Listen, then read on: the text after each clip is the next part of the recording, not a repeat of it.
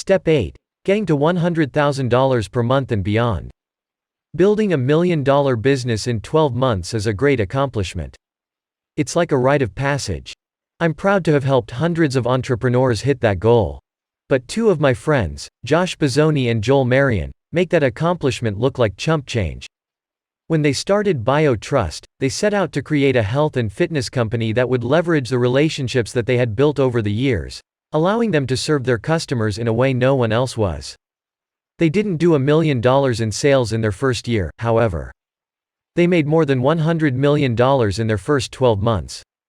Their small team did not use Amazon, retail stores, or any of the traditional ways of marketing either. They took all the orders on their own website, and most of their customers came from old-fashioned email marketing. I invited Joel to the stage at the Capitalism Conference and asked him the obvious question, how the heck did you do that?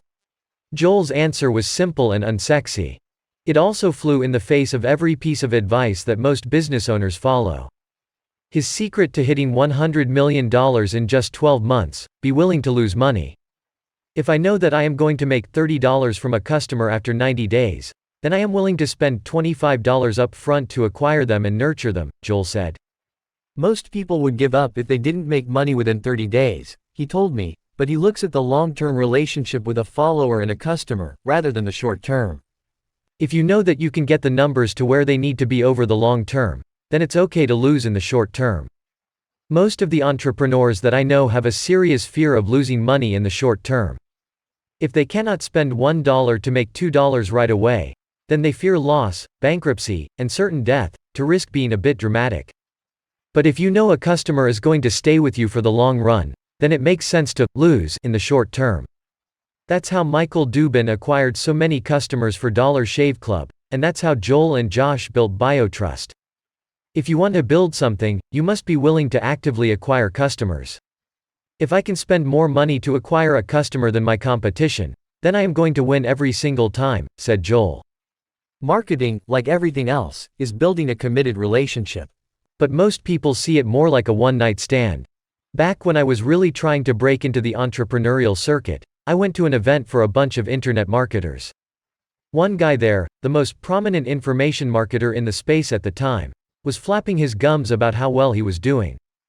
Other people crowded around to listen, presumably just flocking to bask in his infinite wisdom. I was there, too, but I elbowed my way to the front of the group so I could piece together his whole strategy. Look, he said. The way it works is there are 8 of us with email lists, and we take turns saying who is up. When you're up, I'll promote for you. We get you to the top of the rankings, and then we move on to the next person. I nodded. So it's basically a big circle jerk? Other people laughed, and he just looked at me over his drink. Yeah, basically. I was pretty sure right then that this was not the business I wanted to be in, but it taught me a valuable lesson. If you have access to the people who control the audience, you can make any product win. Smart entrepreneurs put their money into customer acquisition and building a long-term relationship with them. If a customer stays happy, they will continue to pay you money over a long time. This type of thinking doesn't make sense if you only sell yoga mats, or one product of any kind. If you spend $30 to sell a $30 yoga mat, you're not going to make much money. But if you have yoga blocks, towels, mats, teas, clothes, and meditation cushions, then you will happily spend $30 to acquire a $30 customer, because they eventually come back and buy more. When you have several products in your arsenal, it's time to start thinking like this. Doing this separates you from the rest of the pack fast. When you can create your own exposure, you can launch product after product, putting you at 7-figure status in no time. That's why this stage is called the gold. Everybody needs somebody to build $1 million business. You need 3 things. 1. A place to take sales, whether that's Amazon, your own store, Kickstarter, or a combination of all 3. 2. A stacked deck with a small following to whom you can launch products. 3. A way to expose your products to new audiences. When I started, email marketing was my main way to get eyes on a brand. That still works. Today, however, you have more options. Potential buyers hang out in pockets, so they are easy to target with ads. They also tend to follow specific influencers. The purpose of advertising is to drop your bait into a hungry pool of fish, giving them the opportunity to strike. You can accomplish this via paid advertising, or you can accomplish it through building relationships. You can either pay to show up in front of your potential buyers, or you can network with the people who control the distribution. Both strategies work, and both require work. For some, connecting directly with influencers, minor celebrities who have thousands, or sometimes millions of people following them, is a holy grail. If I could just get one of those big celebrities to talk about my product, they think, then millions of people will know about it, and I'll be rich. That does happen, but not like people think. Yes, Onnit had Joe Rogan, and The Honest Company had Jessica Alba. But in those cases, the influencer is an owner in the business, not a spokesperson. Building a relationship like that can take years. It is no way to efficiently build a 7-figure business. On the other extreme, there are some businesses that will happily pay social media celebrities to talk about products. But little to no trust is passed on in that exchange, and it rarely has the impact expected. In my opinion, paying an influencer to talk about your product is a fast way to lose money and get frustrated in the process. However, there are ways to advertise and create relationships that can drastically improve your sales when they are done correctly. This chapter will show you how to get tons of exposure for your brand, without going broke. You'll discover how to find distribution, how to choose advertising platforms, and how to network with influencers. For the purposes of your goals, you won't need to develop a complex marketing strategy or spend a ton of money on advertising. Our singular goal is to cross $1 million in sales in 12 months, and we can be very direct in accomplishing this. The fast lane to get to $1 million is going straight to the people with influence and leveraging the trust that they have with their audience to create your own following.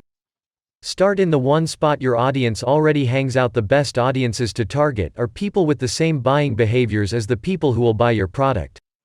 I have a podcast, so I maximize my exposure by going where the podcast subscribers are, other podcasts. To build my audience, I needed to network in the podcast pool. One mistake a lot of people make is trying to bring people from one platform over to another. You don't need to waste your time trying to convince people to go other places, you just go where they are. At this point, most entrepreneurs ask, what's the best platform to advertise on to increase sales? Wrong question. The right question is, who's already buying products like the ones I'm going to launch, and where are they hanging out right now? If you penetrate that platform, you'll have all the buyers you can handle for the next year. Sometimes it's easier to ask, who does my target person follow? Then you can just look that person up and see where they create content. Find that one anchor influencer and his or her halo of influence. Then find similar influencers and platforms to that individual. The most impactful platforms, in order of sales impact, are podcasts, blogs, email lists, YouTube videos, and social media. The key to all of this is getting endorsed traffic. In other words, when someone endorses your product, sales rise. Networking with the leaders of podcasts, blogs, and YouTube channels can get all the early adopters you'll ever need. For example, consider what is commonly referred to as the intellectual dark web. This small group of podcasters and YouTube hosts consists of writer Sam Harris, podcaster Joe Rogan, YouTube host Dave Rubin, and editor Ben Shapiro, among others. When author Jordan Peterson released his book 12 Rules for Life in 2018, it quickly got the attention among members of this media circle, and they scrambled to feature him on podcasts and interviews. A year later, the book had sold more than 3 million copies. Similarly, when Silicon Valley entrepreneur Andrew Yang decided to run in the 2020 U.S. presidential election, few voters had heard of him. However, his approach got the attention of Sam Harris, who featured him on his podcast. That put him on the radar of Joe Rogan, who also hosted him. That created a series of opportunities for exposure. A few months later, Yang was polling ahead of some of the major candidates, and he qualified for the Democratic debate stage in July 2019. What does all of this mean for you? It means that if you can cross into the good old boys club that controls the media in your niche, your brand can take off scary fast. The hack for this is to reach out to influencers who have around 10,000 followers, not 1 million, not 10 million, but just 10,000 and above. That means that you will be reaching out to mid-tier podcasts, under-the-radar blogs, and modestly sized YouTube channels. They are big enough to impact sales, but small enough to say yes to little ol' you. Over time, you'll work your way to your niche's circuit, and their audience can become your audience. So how do you find them? Start by searching hashtags on Instagram. Then subscribe to your niche podcasts and notice who is regularly getting booked as a guest. Subscribe to relevant YouTube channels and keep a pulse on the water cooler conversations happening in your space. I also recommend that you use similarweb.com to find blogs and websites that are impactful. You can enter the URL for a big influencer's website, and it will spit out other websites with similar demographics. Make a list of 10 people with around 10,000 to 50,000 followers with whom you can talk about your product. Who are they, and how can you leverage that relationship once you've built it? Remember, you don't need every influencer in the space talking about you. You only need a handful of people talking about you. In this particular case, a handful can change everything. Hold up, I can hear you saying, I don't want to be appearing on a bunch of podcasts, and I definitely don't want to be on someone's YouTube channel. That's totally fine. You never need to appear on a YouTube channel or do a single interview in your life to create a 7-figure business. But you do need to know the people who do. No matter what your business ambitions, you need to know the people who control the media in your niche. You open relationships with them by making deposits into their accounts. Make relationship deposits once you know where your audience hangs out, and you've identified a few key mid-level influencers. The next step is to make connections with those people. I call this step, making deposits into your relationship accounts. Too many people try to make withdrawals from bank accounts they've never made deposits in. Just like a real bank account, that's not how relationships work. Withdrawing from an empty bank account puts you in debt. The same is true with relationships. A relationship must have an equal flow of currency between two accounts, if not a positive balance in your favor. But how do you get there? Well, you have to start making deposits. You get there by giving. Every day, I get Instagram messages that ask, will you mentor me? Will you do this for me? Can you teach me how to get rich? These used to annoy me so much that I would sarcastically respond, dude, I don't even know who you are, so yeah, obviously I'll drop everything and mentor you. Today, I just block them. I've said this before, you always want to go for the give instead of the ask. If you go for the ask, you're an ask-hole. Don't be an ask-hole. Relationship building takes time, so the sooner that you start making deposits into other people's accounts, the sooner that you will have a positive balance from which to make withdrawals. If you don't yet have a product with positive reviews, then your job is to give without expectation. People will indeed take a look at your brand, and, if you can't show a product with a track record, they are unlikely to take you seriously. It doesn't mean that you can't start making deposits, it just means that they won't talk about you until you have generated your momentum. Only then will they willingly share it with their followers. You start by giving them an obvious, easy way to say, yes. The smaller the yes, the easier to get, and you start the relationship there. Get the smallest yes possible. How do you get the attention of someone you have never met, who has no reason to pay attention to you? After all, you can't make a deposit in that relationship bank account if you don't know the routing number. Like a good friend of mine, The Godfather, said, you do it by making them an offer that they can't refuse. You go for the smallest yes possible. If you can get them to say yes to anything, you open up a conversation, which opens up more opportunities to put deposits in the bank account. What's the easiest way to get someone to say yes? Answer: give them money. The easiest way to meet new people is to do business with them. And the easiest way to do business with people is to become a customer. In fact, that's my favorite way to open a conversation. Hey, I'd like to give you money. There aren't many statements that grab attention better than that one. I go on, I love your podcast and would love to advertise on it. Will you please send me a rate sheet? If that person takes advertising, then you have immediately opened up the conversation. Just like that, your foot is in the door with influencers that you want to meet. I have paid speaking fees, donated to charities, offered to do bulk buys of books, and sponsored podcasts and events, all because I wanted to build a relationship with someone. It's some of the best money that I have ever spent. If you don't want to pay for advertising, or you don't yet have the profit margins to do it, then find other gives that open doors. I once saw on Twitter that someone I wanted to meet was visiting Austin, Texas, and she was craving some tacos. I offered to hire Postmates to deliver tacos to where she was staying. That's a true story. My friend John Rulin takes a different approach. His company, Giftology, sends amazing custom gifts to people he and his clients want to meet. In fact, that's how he and I met. One day, I opened the mail, and a signed Cleveland Indians bat and ball were in there. There was no note, no return address, just a gift. In fact, I had to hunt down the sender. John has since been to my home, and we have attended Indians games together. He gave without expectation, and now, when he calls, I answer the phone. Give first, and watch how fast your network changes. Offer to share an influencer's content or to make an introduction. Offer to email their content to your list. The minute you give rather than ask for something, you stand out from the crowd. Most people are ask-holes. Look at that list of 10 influencers you identified, and start to position yourself. What can you offer them? Quote them, reference them, comment on their content, or ask them if you can feature them in front of your audience. Find out where they are giving a keynote and how you can buy a VIP spot. What charity are they into that you can sponsor? Get creative, and you can easily make a relationship happen. Maybe you want to give your product away to their audience.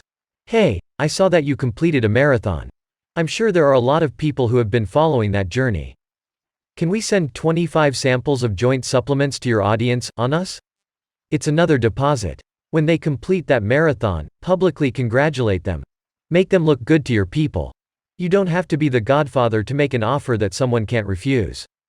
An offer is as simple as doing something that is impossible to turn down. Do I have to be best friends with a celeb? If you build a business around an audience, you most certainly have a competitive advantage. For some, that means building a business around one core influencer or celebrity.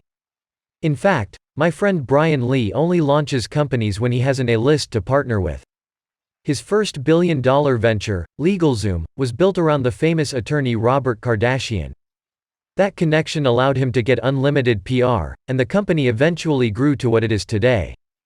His second big success was ShoeDazzle with Kim Kardashian. His third was The Honest Company with Jessica Alba. Now, he has Art of Sport with Kobe Bryant. He builds the team, raises the money, and brings on the celebrity, and he creates billion-dollar companies. He is an amazing entrepreneur. However, it is the influence that matters, not the celebrity. For example, an acquaintance of mine paid Jennifer Lopez to act as a spokesperson for a supplement company for which he worked. She's a great choice, but she was just a hired face. She had no buy-in because she wasn't a customer of that company. She didn't use the product, it was just her face all over it. Was she putting it out to her audience? No. The company quickly folded. Genuine enthusiasm for a product, the truthful and organic endorsement to their followers, is what makes influencers more powerful than spokespeople.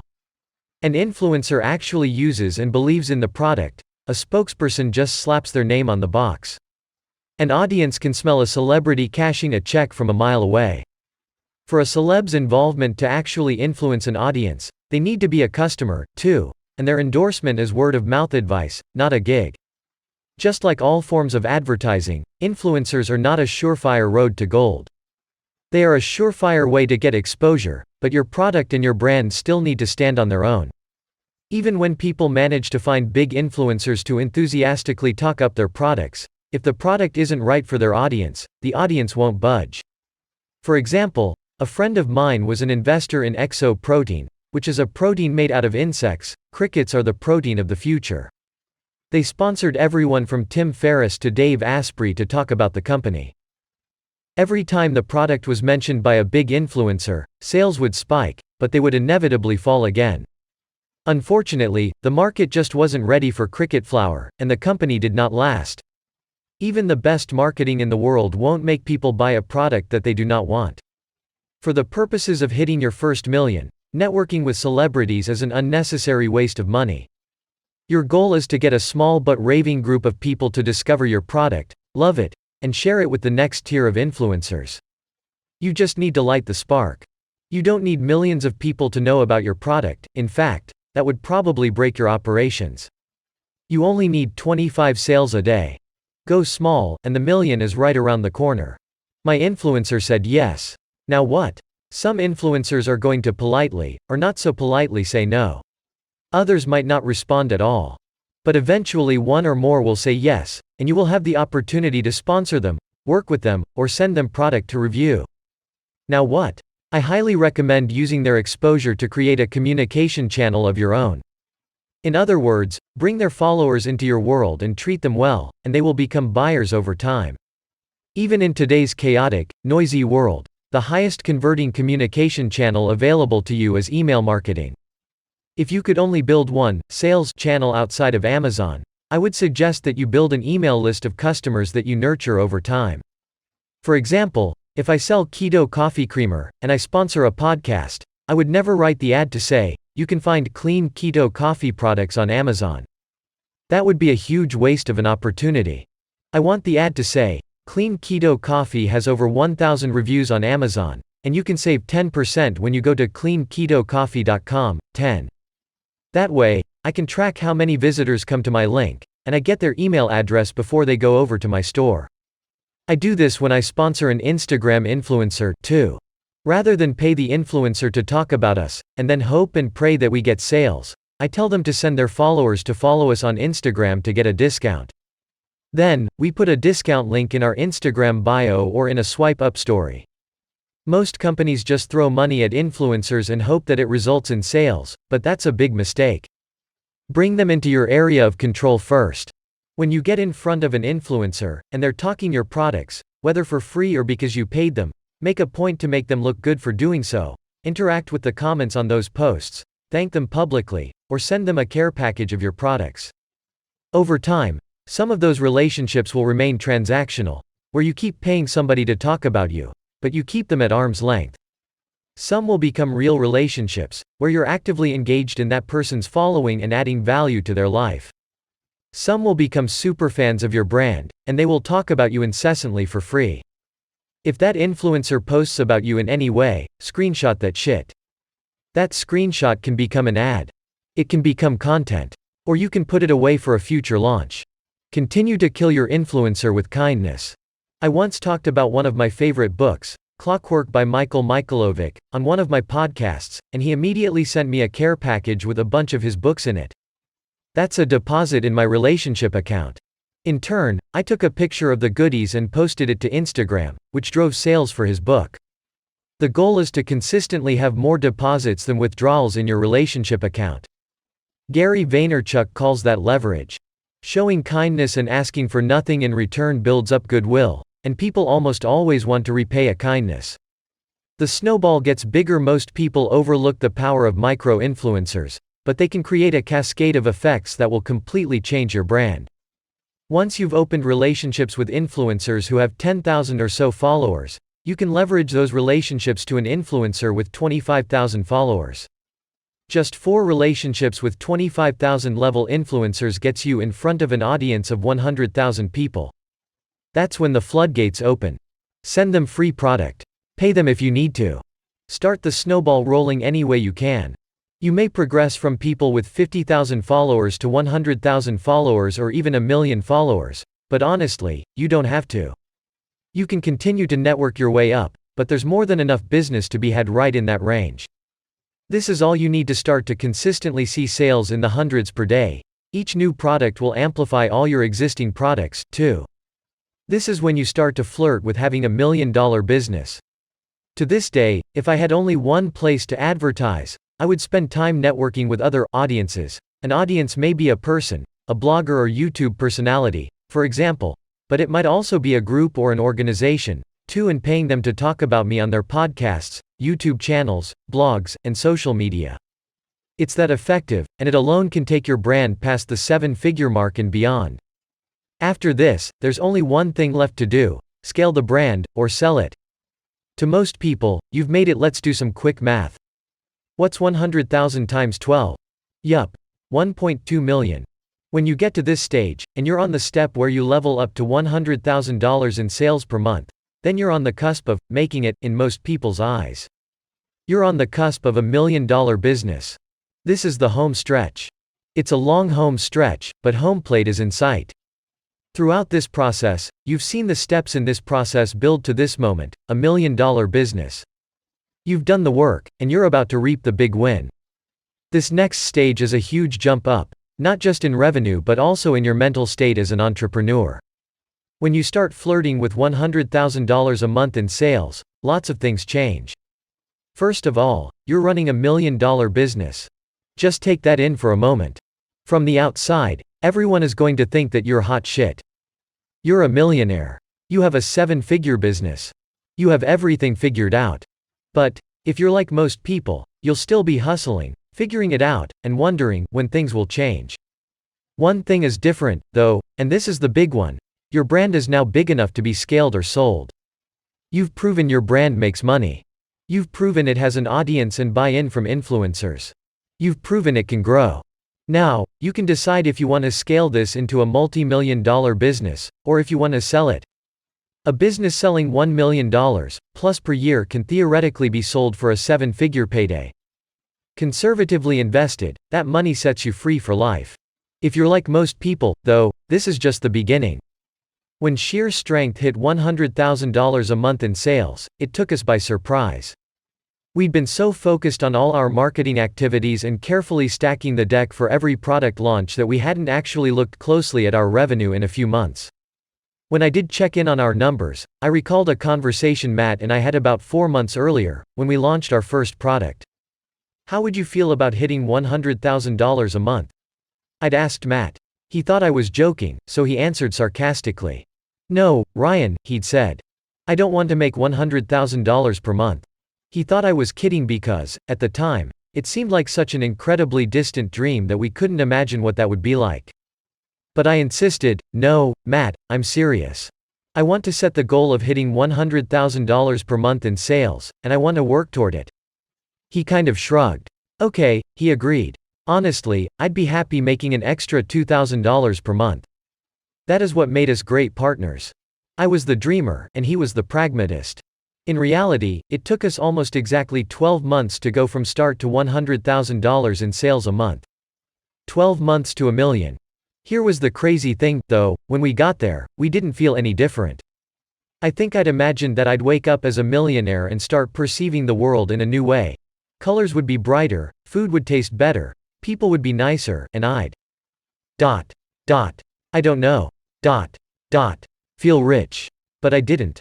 At that point, it was just a number, the next step in our business. I realized then that it had only been a number in the first place. There was nothing magical about getting to $1 million, I'd done it, and I knew then that I could do it again, over and over. I had a process that worked. One big change: you get paid. When do I start paying myself? It's a question I get asked all the time and a valid one. After all, I said right in the introduction of this book that building $1 million business isn't a side hustle, it requires your commitment, not just of energy, but of time. So when will you start getting rewarded for your efforts? Up until the point when Matt and I reached $100,000 a month, we were rolling every single dollar we made back into the business, reinvesting the profits to grow inventory faster. You'll want to do the same. However, here's one big change that happens at the $100,000 point: you can safely start paying yourself an income. My students are often confused when I clue them in that they won't be getting paid by their business for an entire year. My response is simple: while the business is growing, the profits aren't your money, they're the business's money. If you pay yourself too soon, growth stalls. If you're taking money off the table, you won't have money to build your snowball. It's that simple. While you're building out to $1 million, that cash is worth so much more in the business than it is in your pocket, so leave it in the business. At the $100,000 a month mark, though, you can start to take some of that money off the table and put it in your pocket. When we reached that point with Sheer Strength, I wanted Matt to quit his day job and work on the business with me full time. He was worried about giving up his paycheck. How much are you making now? I asked him. The answer was $68,000 a year. Great, I said. Do you want to double that? That's how we decided how much to pay ourselves. I wish I could say it was more scientific or well thought out, but it wasn't. We replaced his income so that we could both be full-time in the business. Pay yourself that amount when you decide to go all in. Revenue roller coaster. If you are like most entrepreneurs, then you will encounter this scenario: 1 month, your business makes $200,000 in revenue. You're elated. Well, but hang on, the following month, it only makes 1/3 of that. This happens all the time, and if it happens to you, don't be alarmed. The question becomes, are you still $1 million business? Here's the rule of thumb. If you sustain an average of $100,000 or more for 3 months, you're $1 million business. End of debate. While swings in revenue are common, It's much more common for people who carefully follow the process in this book, step by step, not to experience wild swings. Instead, most people will see sustained, steady growth as a result of their efforts. If you have your system set up for stacking the deck and releasing new products, and if you take the time to build the audience through influencer relationships, then the growth of your business will sustain itself. In fact, you get to determine when you have swings because you control the audience. Need a surge in revenue? Do a promotion. Need to boost slow sales? Call on your influencers. Product reviews are going down? Ask your audience. The biggest swings that happen are actually great ones, things like Black Friday, a glorious day. You have Christmas rushes. You have spikes in attention due to well-placed podcast interviews, blogs, and influencer engagement. An Amazon Prime Day will take on a whole new meaning for you. Here's an example of a good swing that can happen with your brand. Recently, I was on vacation in San Diego, shepherding my dad through a tour of the West Coast, something I'd always wanted to do. I was in his hotel room one morning waiting for him to finish puttering around in the bathroom, and I flipped on the television. The Today Show popped up. The show featured a panel of supplement experts talking about different protein powders, and one of the panelists casually dropped the name of one brand of which they were a huge fan. It was a brand that belonged to a good friend of mine. I dug out my phone and shot him an email on the spot, "Dude, I'm watching the Today Show and they just mentioned you." 5 minutes later, he responded, "Whoa, that explains the sales I'm seeing right now." Aw yeah. That kind of spike is completely random, and it might never happen to you. To this day, my friend has no idea how that panelist, or more likely, that panelist's publicist found his brand. It's not out of the realm of possibility that this could happen to your brand. There are people whose entire job is to just sit on Google and Amazon and track rankings, note trends, and make recommendations. If you stack your deck well enough, and get enough people talking about your brand, they'll do all the work to get you in the conversation. Operating this process well is the same as building a niche skill. You'll have to practice on your first 2 products to get it just right, but once you do, products 3, 4, and 5 will be where the brand really takes off, not just in recognition, but in revenue. From there, you have all the tools and knowledge you need to scale infinitely. Using the steps you've learned, you can build a world-class brand over and over. And if you build it right, other companies will come knocking on your door, ready to write you a check. Entrepreneur Spotlight. Jeremiah Klingman more or less stumbled into starting his first company, Tribe Fitness. After all, when you're just 18 years old, you don't usually have your eyes set on building a company you can sell. He was selling on Amazon, doing retail arbitrage to generate cash, as any young hustler would. He knew very little about making his own product, and he registered the name, Tribe Fitness, on Amazon on a whim. He experimented by listing his first product, a cell phone armband, which he white-labeled from China. His first order totaled just 400 units. Before long, he realized how important high-quality reviews were to a brand's success. He learned that the brands who were winning had the best reviews, so he solicited feedback and gave his customers whatever they said they wanted. Inventory arrived from China in small batches, and each batch was tweaked and further adjusted. The bands were too big for people with small arms, while still being too tight for people with larger arms. There was a lot of trial and error. He would adjust a batch one way, get feedback that the straps were still too small, and then adjust the next batch another way. They kept finessing the strap system with hundreds of tweaks, until finally it could be looped around one side of the armband if a customer wanted it looser, or around both sides if a customer wanted it tighter. At that point, the armband had stopped looking like every other armband, it had become a unique product in the marketplace. As a result, Tribe Fitness got to the magic 25 sales a day number in 3 months. However, Jeremiah knew that the top sellers in the armband market were going at a rate of 1,000 units and more a day. With that amount of upside, he wondered if he could take this to the $1 million level. The company went all in on its armbands and waited about 6 or 7 months before launching a second product. Jeremiah and his partner kept tweaking the armband for about a year, working to get the best possible reviews and doing split testing of various product versions to see which got the most conversions. The more reviews they got, the better the sales. Tribe Fitness managed to get reviews from 4% of its customers, which was about double the review rate of its competitors. Before long, they were surging to the top of Amazon search results, and they quickly surpassed $1 million run rate. Then, at just 19 years of age, Jeremiah was passing established businesses with millions of dollars in funding. How?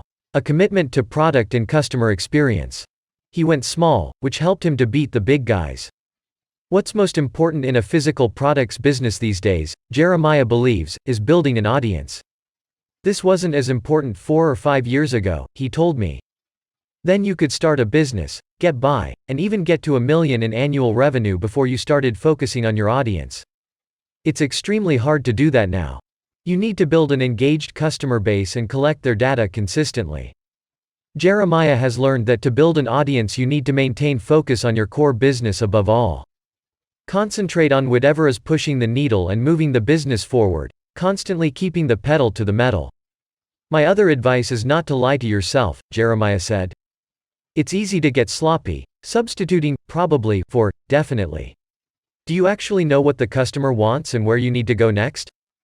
Don't assume anything and really look at the numbers. Use them to understand why your business is where it is. If you have either a spike or a drop in sales, look closely at what's happening.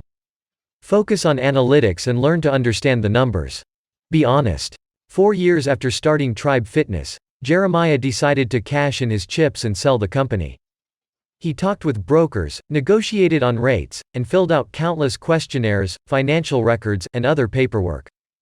Jeremiah had calls with prospective buyers every few days for about 6 months, which became a job itself. One of my friends, who had been through the same process, said that selling a business is like doing your taxes every day for a year, Jeremiah told me.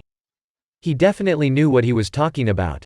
After a few false starts and a few deals that didn't pan out, Jeremiah eventually got the payday he was looking for. A multi-million-dollar check arrived on his doorstep when he was just 21 years old. That earned him the nickname of the richest kid in Maine, as I referred to him on the podcast. As long as he invests it well, he will never have to work a day in his life. However, he now has his eyes set on something bigger, his next business.